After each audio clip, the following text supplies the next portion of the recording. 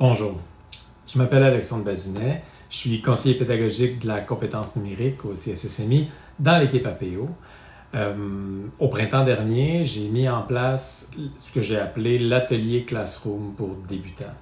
Mon but, c'était d'utiliser Classroom pour permettre aux gens qui n'avaient jamais touché à ça d'apprendre Classroom. Mon raisonnement, c'était que Classroom étant une plateforme d'apprentissage, c'était l'endroit idéal pour apprendre Classroom. Donc, j'utilisais la plateforme pour apprendre la plateforme. Maintenant, un an plus tard, je vous offre l'atelier Classroom avancé. Mon approche est complètement différente parce que la situation a complètement changé. En ce moment, on est le 30 avril, on est encore en pandémie. Un an après, on est encore à peu près, on n'est pas au même endroit, mais disons que c'est encore le sujet de conversation principal. Par contre, les enseignants ont été obligés d'utiliser le numérique depuis un an plus que jamais. Alors, c'est devenu assez rare que je trouve des débutants. Et mon atelier Classroom pour débutants commence vraiment, et ça fait mon affaire, à être dépassé. Il commence à être... il va pas assez vite, là.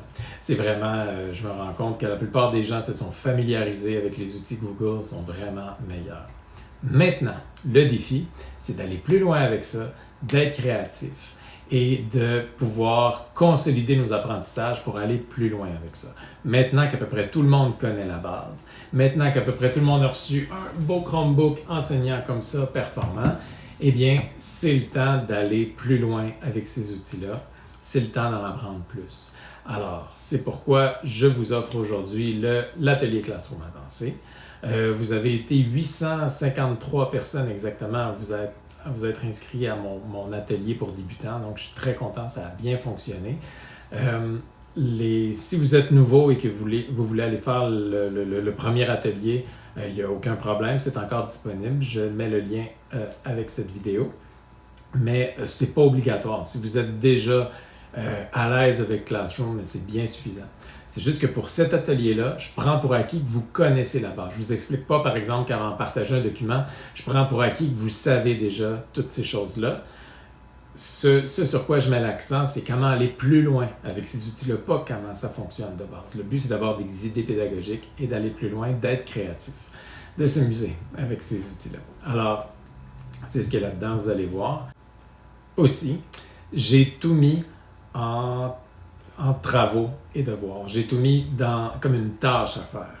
Donc, ce que je vous invite à faire, ce qui ferait mon affaire, c'est que vous marquiez comme terminé à chaque fois que vous avez écouté l'ensemble des vidéos d'une tâche. Parce que, contrairement au premier atelier où je vous demandais de créer des choses, créer des documents, me partager des trucs, cette fois-ci, c'est pas le cas du tout. Je fais que vous offrir des vidéos, de la matière, des idées, et je vous demande rien. Je vous demande, vous n'êtes pas du tout mes élèves là, à ce moment-là, comparé au premier atelier, par exemple, où je vous tenais beaucoup plus par la main, où je vous demandais des choses. Dans cet atelier-là, je vous donne des idées, point final. Donc, c'est un peu votre gestion. Moi, ce que je vous conseille, comment je vois ça, c'est que vous allez dans Travaux et devoirs, vous regardez ce qui est encore en pastille de couleur, vous voyez ce qui n'a pas été vu encore, vous cliquez sur quelque chose qui vous intéresse, vous écoutez la vidéo ou les vidéos concernant ce sujet-là, et quand c'est fini, vous marquez comme terminé. Vous pouvez me faire un commentaire en message privé, me poser une question ou me suggérer des choses. Et ensuite, quand vous allez revenir dans l'atelier, vous allez voir que ça a été vu. Vous allez pouvoir vous concentrer sur d'autres choses qui n'ont pas été vues.